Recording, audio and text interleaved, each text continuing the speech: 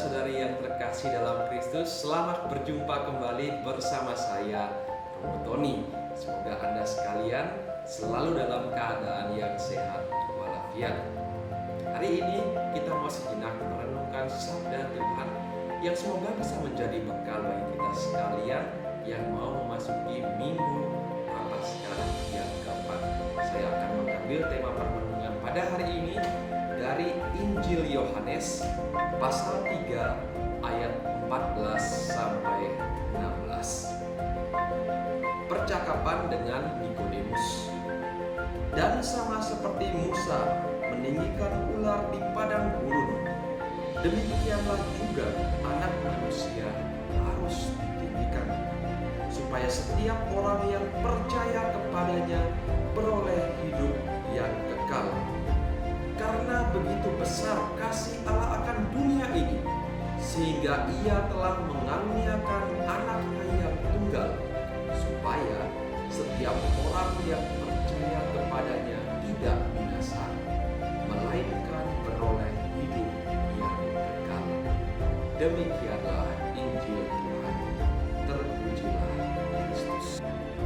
Saudara-saudari yang terkasih dalam Kristus, sejarah karya penyelamatan Allah, kalau kita renungkan di sini, itu sangat indah sekali. Mengapa demikian? Karena segala sesuatu tentang penyelamatan Allah bagi manusia tidak terjadi begitu saja, melainkan sungguh-sungguh dipersiapkan oleh Allah dengan sangat baik. Oleh karena itu, dalam iman Kristiani ada yang namanya penggambaran atau bayangan, dan ada namanya penggenapan. Segala sesuatu yang terjadi di masa lampau kemudian akan tergenapi di masa-masa sesudahnya. Hari ini kita mendengar kisah Injil tentang percakapan Yesus dengan Nikodemus. Nikodemus adalah seorang Farisi dan juga seorang pemimpin agama Yahudi. Percakapan antara Yesus dengan Nikodemus begitu mendalam, sehingga kemudian Yesus sampai berkata pada ayat 14, sama seperti Musa meninggikan ular di padang gurun, demikian juga Anak Manusia harus ditinggikan. Ketika kita mendengar Yesus mengatakan hal ini, kita para pendengarnya diajak untuk kembali mengingat kisah bangsa Israel ketika mereka memberontak kepada Allah dan Musa di padang gurun. Orang Israel berkata, kami muak makan makanan hamba ini. Dan karena pemberontakan orang-orang Israel itu, kemudian Tuhan begitu murka dan mendatangkan hukuman bagi mereka. Maka kemudian Tuhan mendatangkan ular-ular tedung yang membagut orang Israel. Dalam keadaan menderita antara hidup dan mati, orang Israel menyesal atas perbuatannya dan mohon ampun, dan syukur bahwa Allah mau menerima pertobatan itu, sehingga Allah menyuruh Musa untuk mendirikan ular tembaga dan menggantungkannya pada sebuah tiang. Setiap orang Israel yang mengarahkan pandangannya kepada ular tembaga itu, dia akan memperoleh keselamatan. Mereka tidak akan mati. Bagi kita sekalian, mungkin kisah ini kesannya tidak masuk akal. Bagaimana mungkin hanya dengan mengarahkan pandangan kepada ular tembaga yang digantung pada sebuah tiang, orang Israel kemudian bisa memperoleh keselamatan. Orang Israel diluputkan dari bahaya kematian. Bagi pikiran manusia ini tidak masuk akal. Tetapi Tuhan telah menyediakan sarana keselamatan dengan cara yang demikian. Dengan cara memandang ular tedung, itulah sarana keselamatan yang diberikan oleh Tuhan kepada umat Israel. Dan terbukti, mereka yang percaya, yang mau melaksanakannya, memperoleh keselamatan. Saudara-saudari yang terkasih, peristiwa ular tembaga dalam Perjanjian Lama itu merupakan gambaran dari karya penyelamatan Yesus di atas kayu salib.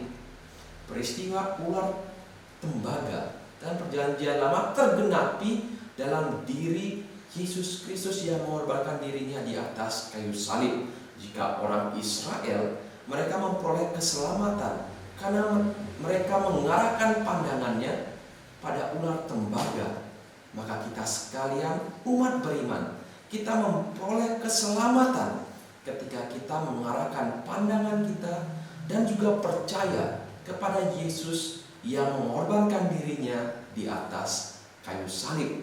Tuhan sendiri bersabda pada ayat 15, setiap orang yang percaya kepadanya akan beroleh hidup yang kekal. Kita tidak bisa menutup mata bahwa ada banyak orang di sekitar kita yang mungkin mempertanyakan iman kita. Bagaimana mungkin keselamatan datang dari pengorbanan Yesus di atas kayu salib? Maka mari kita belajar dari kisah ular tembaga ini. Perintah Allah untuk memandang pada ular tembaga mungkin tidak masuk akal bagi orang Israel pada masa itu, tapi toh mereka melakukannya juga. Maka demikianlah juga seharusnya kita sekalian. Pengorbanan Yesus bagi banyak orang mungkin tidak masuk akal, tapi bagi kita sekalian, pengorbanan Yesus begitu mendatangkan keselamatan bagi kita sekalian. Maka kepada kita sekalian diminta, jangan senantiasa bersandar hanya pada pengertian diri kita sendiri.